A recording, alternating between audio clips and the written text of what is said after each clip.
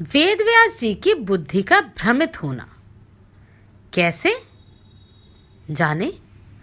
महाराज श्री गणेश जी आदिदेव हैं, इसलिए समस्त कार्यों में गणेश जी का प्रथम स्मरण करने की परिपाटी प्राचीन काल से चली आती है।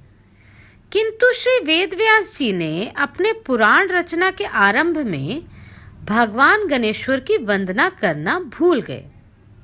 उसके फलस्वरूप उनकी स्मरण शक्ति क्षीण होने लगी। वे अनेक मुख्य बातों को भूल जाते। बहुत याद करने पर भी अनेक बातों में उन्हें सफलता न मिल पाती। वे किंग कर्तव्य विमूढ़ से होकर लोक पितामह ब्रह्मा जी की सेवा में उपस्थित हुए।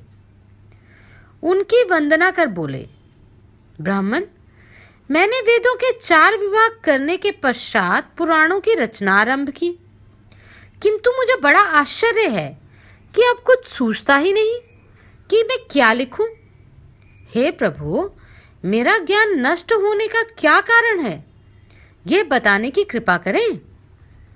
ब्रह्मा जी ने ध्यान लगाया और बोले, व्यास जी, तुम अपनी विद्या में गर्व से भर गए हो, इसलिए भगवान गणेश्वर को भी भूल गए। तुमने पुराण रचना के आरंभ में उन आदिदेव की वंदना और मंगलाचरण कुछ नहीं किया, तब फिर तुम्हारा ज्ञान क्यों ना नष्ट होता। अब तुम गणेश जी को प्रसन्न करो। व्यास जी को अपनी भूल का ज्ञान तो हो गया, किंतु उन्हें गणेश जी के विषय में अभी कुछ भी स्मरण नहीं था। इसलिए उन्होंने विनयपूर्वक ब्रह्मा जी से कहा, प्रभु, मुझे गणेश जी के विषय में कुछ भी ज्ञान नहीं है। आप बताएं, गणेश जी कौन है, उनका स्वरूप कैसा है और उनके चरित्र की क्या विशेषताएं हैं। ब्रह्मा जी ने कहा, सत्यवती नंदन, गणेश जी तो सर्वाधिक प्रसिद्ध एवं महामहिम परात्पर ब्रह्म है। आगम शास्त्र में उनके 7 करोड़ मंत्र उपलब्ध हैं। उनमें षडाक्षरी और एकाक्षरी मंत्र अधिक सरल है। जो उनकी उपासना करने वाले भक्त हैं, उनके दर्शन करने से भी समस्त विघ्न नष्ट हो जाते हैं। एक बार शिवजी ने उनकी स्थापना विधि पर प्रकाश डाला था। उसे मैं तुम्हें उसी प्रकार कह सुनाता हूँ। हे व्यास, प्रातःकाल शौचादि से निवृत्त होकर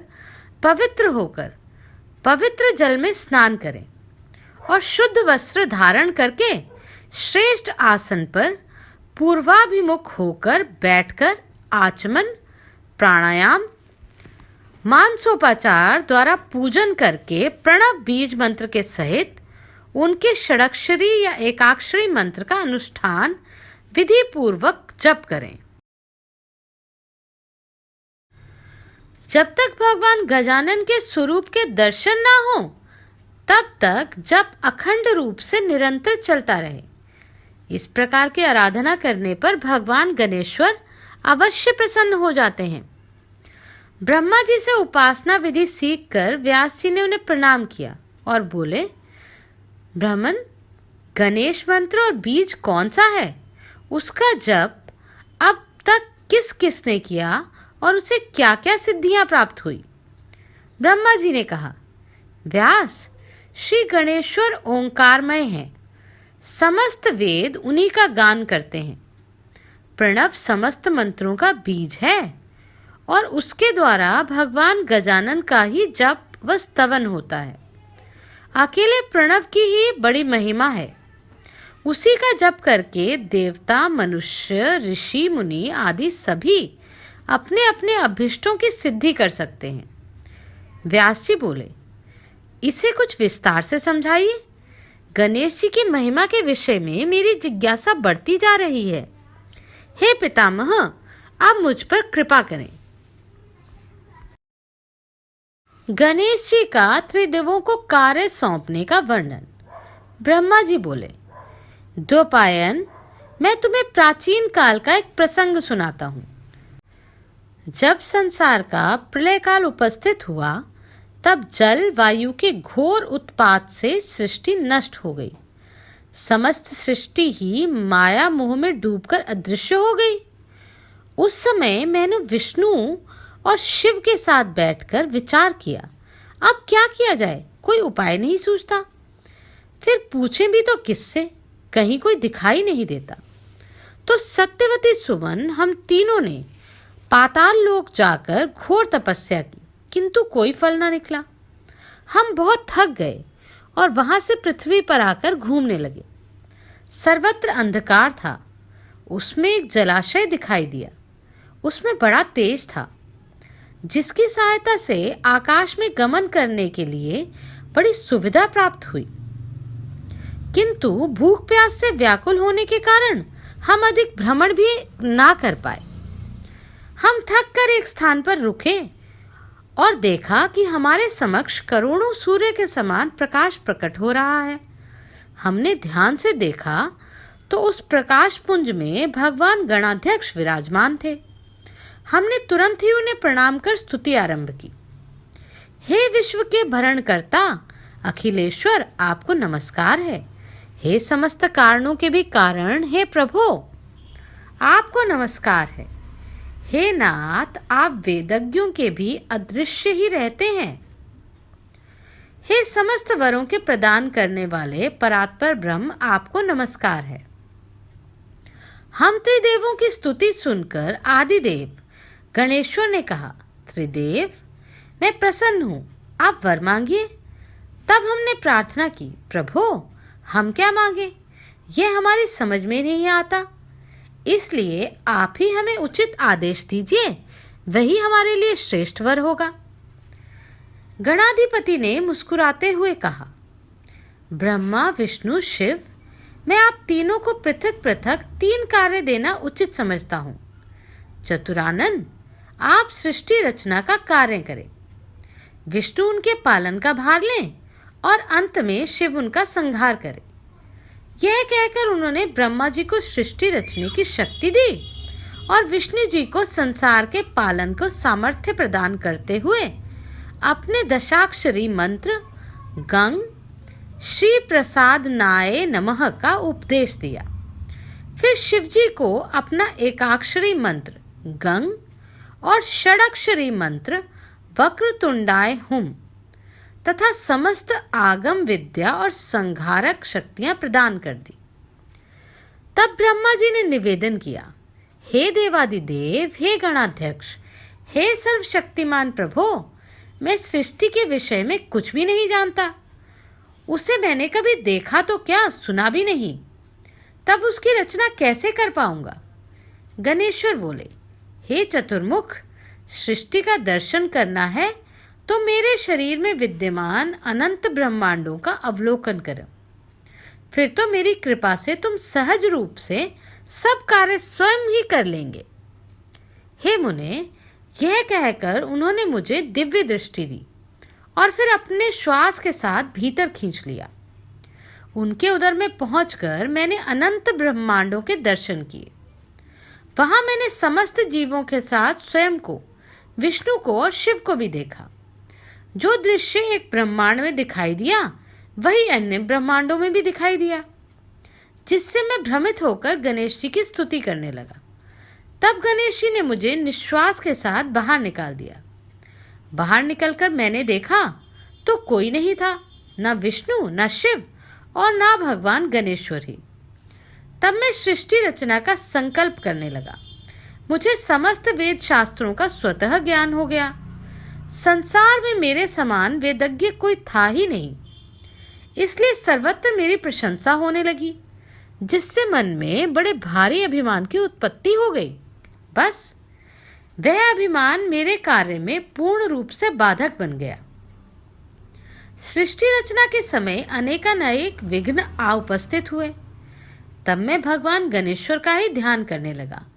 मैंने उनकी स्तुति करते हुए केवल इतना ही कहा, प्रभु, इस विपत्ति से उबारिए। हे रंभ, मुझ पर कृपा कीजिए। तभी मैंने आकाशवाणी सुनी, चतुरानन, किसी वट वृक्ष के नीचे बैठकर तपस्या करें, साथ ही भगवान गणेश्वर का ध्यान और मंत्र जप भी करते रहें। गजानन की उपासना ब्रह्मा जी के द्वारा। महर्षि भृगु ने राजा सोमकांत के प्रति कहा, राजन, तब ब्रह्मा जी ने व्यासदेव जी को कहा कि आकाशवाणी सुनने के पश्चात मुझे एक स्वप्न दिखाई दिया कि प्रलय में सब कुछ लीन हो जाने पर भी केवल एक विशाल वटवृक्ष ही शेष बचा खड़ा है।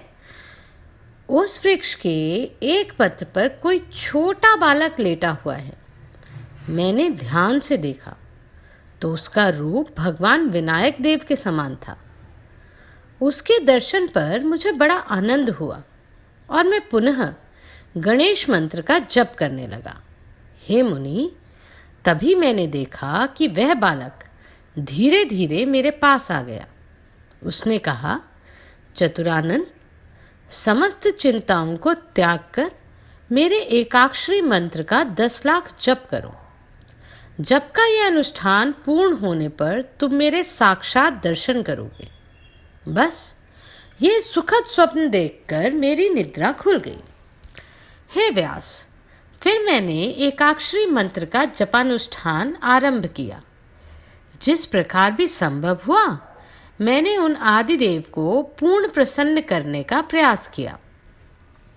अनुष्ठान पूर्ण होने पर मुझे भगवान गणेश्वर के साक्षात दर्शन हुए। उनके अत्यंत तेजस्वी और विलक्षण रूप के समक्ष मेरे नेत्रों में चकाचौंध भर गई और स्मृति भी नष्ट हो गई। उसी समय मेरे कानों में भगवान गजानन की गंभीर वाणी सुनाई दी। चतुरानन, स्वप्न में मैंने तुम्हें प्रत्यक्ष दर्शन देने का वचन दिया था, उसे मैंने पूर्ण किया। अब तुम अपनी अभिलाषित वर मुझसे मांग सकते हो।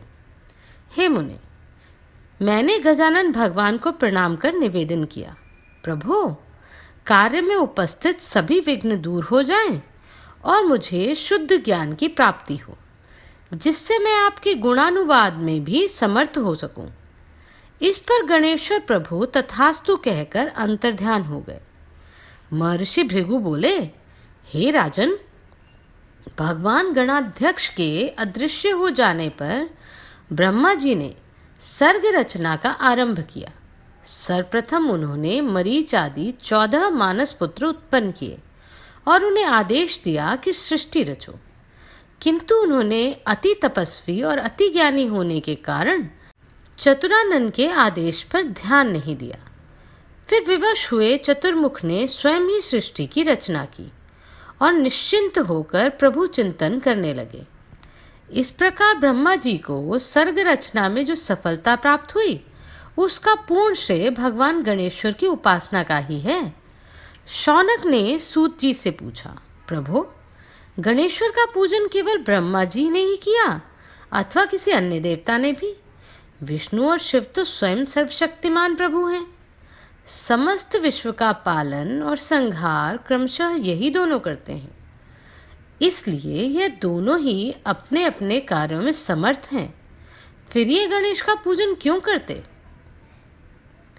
मैंने कहा, हे मुने, मैं समझ रहा हूं कि तुम ऐसे प्रश्न क्यों पूछ रहे हो। अवश्य ही तुम इन प्रश्नों के द्वारा लोक कल्याण का साधन करना चाहते हो। वस्तुतः तुम्हारा ये विचार समस्त विश्व के हित में होने के कारण अत्यंत प्रशंसनीय है। हे शौनक, अब मैं तुम्हारे प्रश्नों का उत्तर देता हूँ। सुनो, श्री गणेश अध्यक्ष का पूजन समस्त देवताओं ने समय समय पर किया है। जब जब जिस जिस देवता के कार्य में विघ्न व्यवधान की उपस्थिति हुई, तब तब वही वही देवता उन प्रभु के भक्ति भाव पूर्वक आराधना में प्रवृत्त हुए। यहाँ तक कि समस्त शक्ति स्वरूपा देवियों ने भी गणपति की उपासना करके अपने अपने अभिष्ट की प्राप्ति की है। विघ्नेश्वर की उपासना भगवान विष्णु के द्वारा। हे मुने, गणेश जी का पूजन ब्रह्मा जी ने ही नहीं किया, उनका पूजन तो भगवान विष्णु ने भी किया। संकटग्रस्त होने पर उन्हीं प्रभु की उपासना करके विष्णु जी को सिद्धि प्राप्त हुई। इस संबंध में स्वयं श्री ब्रह्मा जी ने व्यास जी को जो उपाख्यान कहा था, वही महर्षि भृगु ने राजा सोमकांत के प्रति कहा था। उस परम हर्ष देने वाली गाथा को मैं तुम्हारे प्रति कहता हूँ, ध्यान से सुनो। एक बार जब ब्रह्मा जी सृष्टि रचना में लगे थे, तब भगवान विष्णु के कानों में मधुकैटभ नामक 2 दैत्य उत्पन्न हो गए। वे भूख से व्याकुल होकर इधर उधर देखने लगे तो ब्रह्मा जी पर दृष्टि पड़ी। फिर क्या था, वे उन्हें ही खाद्य समझकर उनकी ओर दौड़े। ब्रह्मा जी उनकी चेष्टा देखकर भयभीत हो गए। उन्होंने व्याकुल होकर योगमाया से निवेदन किया, भगवान विष्णु को जगा दो देवी, अन्यथा ये असुर मुझे खा जाएंगे। योगमाया की प्रेरणा से भगवान की निद्रा दूर हुई। ब्रह्मा जी पर संकट देखकर भगवान ने अपने 5 जन्य की ध्वनि की, जिसे सुनकर त्रिलोक्य कांप उठा। उस ध्वनि को सुनकर मधुकैटभ सचेत हुए और ब्रह्मा जी को भूलकर भगवान विष्णु पर टूट पड़े। अब तो दोनों में घोर युद्ध होने लगा। 5000 वर्ष तक घोर युद्ध हुआ, किंतु असुरों पर विजय ना मिल सकी। जब भगवान का वश ना चला तो उन्होंने संगीतज्ञ गंधर्व का रूप धारण कर लिया और एक वन में जाकर वीणा पर श्रुति स्वर में गीत गाने लगे। उनके गीत से तीनों लोग मुग्ध हो गए। वह स्वर कैलाशपति भगवान शंकर के कानों में पड़ गया। उन्होंने निकुंभ और पुष्पदंत को आदेश दिया कि उस संगीतज्ञ को लिवा लाओ।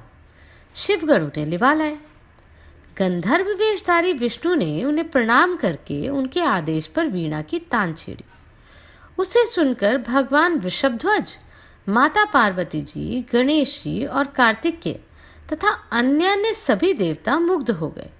शंकर ने प्रसन्न होकर कहा, वर मांगो। विष्णु बोले, वर देना चाहते हैं तो मधुकैटभ नामक असुरों का नाश हो जाए, यह वर दीजिए। शंभु मुस्कुराए और बोले, तो तुम विष्णु हो, इस वेश में यहाँ आने का क्या आवश्यकता हुई? क्या असुरों के भय से छद्मवेश बनाए घूम रहे हो? विष्णु ने कहा, आपको प्रसन्न करने के लिए ही यह सब करना पड़ा। आशुतोष, अब आप शीघ्र ही वह उपाय बताइए जिससे असुर का नाश होगा। शिवजी ने प्रसन्न मुद्रा में कहा, रमानाथ, यदि असुरों पर विजय प्राप्त करनी है तो गणेश जी को प्रसन्न करो। वे ही असुरों को अपनी माया से मोहित करके अपने वश में कर सकते हैं। विष्णु बोले, उन्हें प्रसन्न करने की विधि बताइए पार्वतीनाथ, बिना विधि के पूजा सफल हो ही नहीं सकती।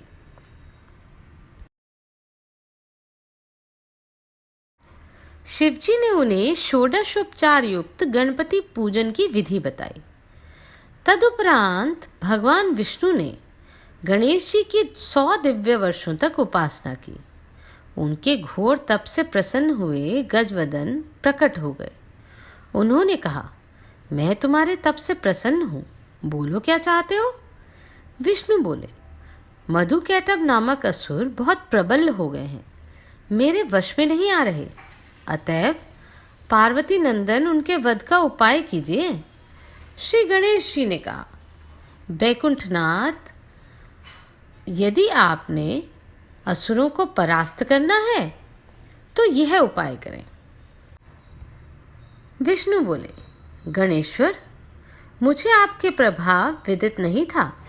अब आप वही कीजिए जिससे मैं इन असुरों का वध करने में सफल हो सकूं। हे नाथ, इसके साथ ही मुझे अपनी अनन्य एवं दुर्लभ भक्ति भी प्रदान करने की कृपा कीजिए। हे विघ्नहरण, कृपा कीजिए। भगवान विष्णु की प्रार्थना सुनकर गणेश्वर ने कहा, यही होगा रमानाथ, आपके हाथों से ही दोनों असुर शीघ्र ही मारे जाएंगे। इससे चतुरानन का भय भी दूर हो जाएगा और आपको महान कीर्ति की भी प्राप्ति होगी।